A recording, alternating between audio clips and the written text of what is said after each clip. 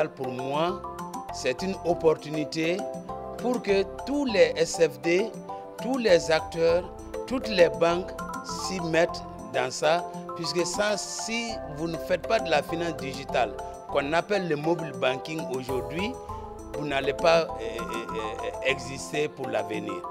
Donc, je définis la finance digitale comme un moyen de paiement pour les plus pauvres, les exclus des banques classiques, des gens qui sont reculés, particulièrement les femmes et les jeunes. L'importance de la finance digitale pour l'inclusion financière au Burkina n'est plus à démontrer. Vous savez bien qu'actuellement, si nous prenons 4 personnes, 3 personnes ont accès à la téléphonie mobile. Alors lorsque nous prenons 4 personnes, une seule personne sur 4 ont seulement accès aux produits et services financiers. Et lorsque nous mettons en balance l'accessibilité à la téléphonie mobile et l'accessibilité aux produits et services financiers, nous voyons un gap qu'il faut combler. Et nous pensons que la téléphonie mobile peut être une opportunité étant donné son taux de pénétration assez élevé qui est de 75% aujourd'hui. On peut déceler 3 contraintes immédiates. La première que je peux évoquer, c'est déjà le coût des transactions. Parce que c'est des services qui prioritairement s'adressent aux populations les plus démunies. Donc, le facteur coût peut être un frein au développement de ce genre de produits. Une deuxième contrainte que je peux évoquer, c'est la technique. Parce que le support est technique. Nous savons que souvent dans nos contrées les plus éloignées, il arrive que le réseau ne soit pas accessible, puisqu'on se parle de réseau de télécommunications. Donc cela peut également être un frein. Troisième facteur que je peux voir comme frein ou comme contrainte, c'est l'illettrisme. L'illettrisme des populations. Parce que tout de même si tout le monde a un portable, il ne suffit pas de décrocher ou de lancer un appel, mais souvent de composer une syntaxe. De composer une syntaxe plus ou moins élaborée pour pouvoir justement effectuer sa transaction, ce qui n'est pas donné à tout le monde. Le programme Microlite, dans un premier temps, va structurer les femmes pauvres et du milieu rural en groupe d'épargne et faire la mise en relation avec les institutions de microfinance telles que la Caisse populaire et notre structure, et à travers l'ouverture de comptes.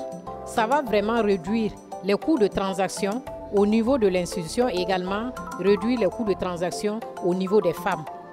Et les femmes n'auront plus besoin vraiment de se déplacer ou de débourser de l'argent pour aller vers les caisses populaires, parce que les femmes qui sont ciblées actuellement sont les femmes démunies qui sont en milieu rural, dans les lieux vraiment reculés, où souvent la distance vraiment est énorme à parcourir. Nous avons à notre plateforme, à savoir une solution technologie interne qui est l'intercaisse, qui va permettre à ces femmes-là de faire des transactions et à travers, bien sûr, les opérations de dépôt et les opérations de retrait.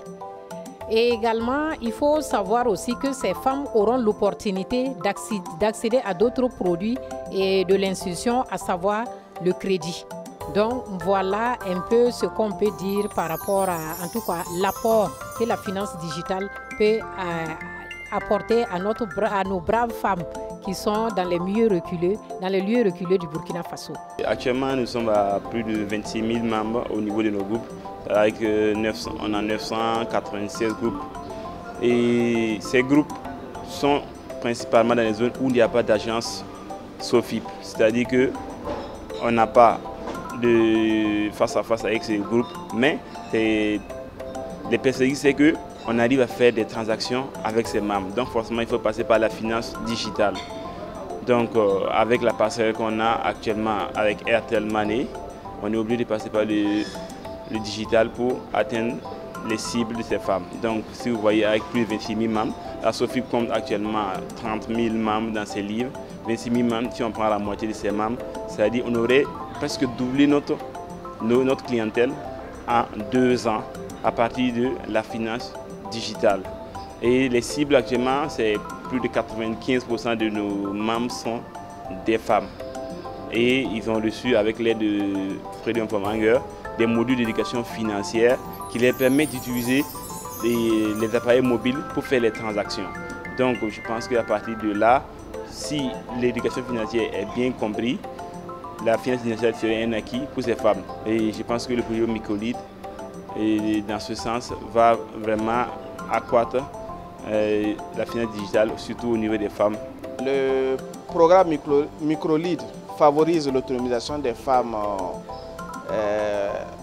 par l'utilisation de la finance digitale, par le fait que le programme permet aux femmes d'accéder à des services auxquels elles n'avaient pas accès.